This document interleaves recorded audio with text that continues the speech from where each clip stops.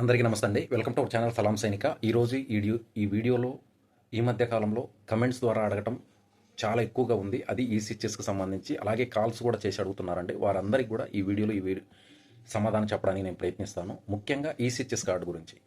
Ex service మెన్స్కి ముఖ్యంగా retire అయిన తర్వాత 3 వెల్ఫేర్లు ఉంటాయండి, చాలా ముఖ్యమైనవి. అలాగే మనము ఇయర్లీ కొన్ని లక్షల రూపాయలు ప్రీమియంగా కట్టిన కూడా అందని ఫెసిలిటీస్ మనకి ఈసీహెచ్ఎస్ ద్వారా అందటం జరుగుతుంది. అది కూడా ఎటువంటి టెన్షన్ లేకుండా ఒక్క ఈసీహెచ్ఎస్ కార్డుతోనే ఎంత ఎమర్జెన్సీ ఉన్నా పాలిక్లినిక్ కూడా వెళ్ళాల్సిన అవసరం లేకుండా ఎమర్జెన్సీ సమయంలో ఎంపానల్మెంట్ హాస్పిటల్స్కి వెళ్ళి మరి మనం డైరెక్ట్గా ఎమర్జెన్సీలో కూడా ట్రీట్మెంట్ పొందే అవకాశం ఉంది. అయితే ఇక్కడ ఉన్న ప్రాబ్లం ఏంటంటే గత 4-5 సంవత్సరాలుగా మన పిల్లలకి ఎవరైతే 18 ఇయర్స్ అబవ్ పిల్లలు ఉన్నారో అలాగే పేరెంట్స్ వారికి ఇయర్లీ రెన్యువల్ అనేది కంపల్సరీ చేయడం జరుగుతుంది. అయితే దీనికి కారణం ఏంటనేది ఇతరత్రా కారణాలు చాలానే ఉన్నాయి. దీని వెనక కొన్ని ఫ్రాడ్స్ జరగడం జరిగింది. అలాగే కొంతమంది పిల్లలు ఎంప్లాయీస్ అయి ఉండటం లేదా కొంతమంది పేరెంట్స్ కూడా ఎంప్లాయ్ అయి ఉండటం వల్ల ఇలాంటి రూల్స్ అనేవి వచ్చి ఉంటాయి మ్యాక్సిమం కేసెస్లో. అయితే ఇక్కడ ఇవన్నిటికీ చెక్ పెడుతూ మనకి రెన్యువల్స్ అనేవి ఈసీహెచ్ఎస్ కార్డ్ రెన్యువల్స్ అనేవి రావడం జరిగింది. అయితే ఇక్కడ ఉన్న మెయిన్ ప్రాబ్లం ఏంటంటే కొన్నిసార్లు కొన్ని సందర్భాల్లో ఈసీహెచ్ఎస్ కార్డ్ రెన్యువల్స్ అనేవి మనం సరైన డేట్ తెలియకపోవటం వల్ల అలాగే మనకి 26A ఫామ్ కానీ ఇన్కమ్ సర్టిఫికేట్ కానీ లేకపోవటం వల్ల మనం కొంత డిలే చేయడం జరుగుతుంది. యాక్చువల్గా ప్రతి ఇయర్ కూడా ఇప్పుడు ఈ సంవత్సరం నుంచి 15 మంత్స్కి ఒకసారి మనం రెన్యువల్ చేయాల్సి ఉంటుంది. ఇంతకు ముందు ఉన్న పరిస్థితుల్లో ఏమవుతుందంటే ఒక్కసారి రెన్యువల్ చేయలేదంటే కార్డు బ్లాక్ అయిపోయేది. అంటే రెన్యువల్ డేట్ నుండి 1 మంత్ వరకు మనకు టైం ఇచ్చేవాళ్ళు.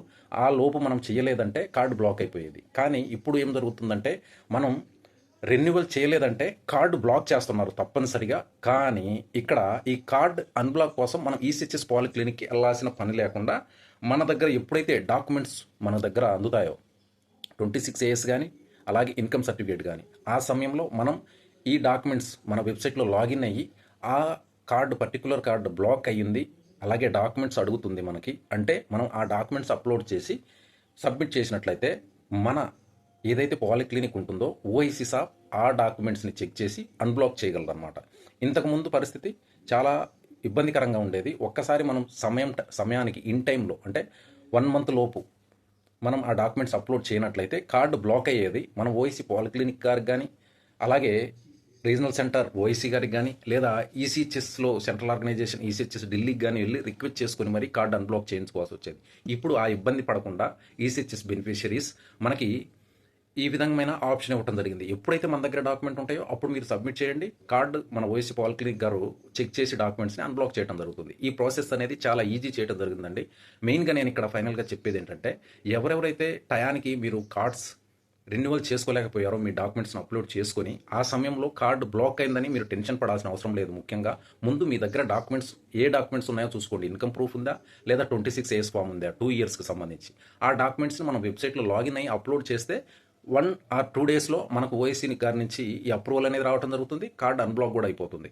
అప్పుడు మనం ఎక్కడైనా కానీ ఏ రెఫరల్స్ అయినా కానీ పొందవచ్చు లేదా మనం ఎమర్జెన్సీలో ఎక్కడైనా అడ్మిట్ చేస్తే ట్రీట్మెంట్ కూడా చేయించుకోవచ్చు. ఈ విధంగా మన ఈసీహెచ్ఎస్ కార్డ్స్ రెన్యువల్ ప్రాసెస్ అనేది ఉంటుందండి. ఎవ్వరు గాబరా పడొద్దు. చాలా ఈజీ ప్రాసెస్ అనేది మనకి పెట్టడం జరిగింది ఎక్స్ సర్వీస్ మెన్స్కి.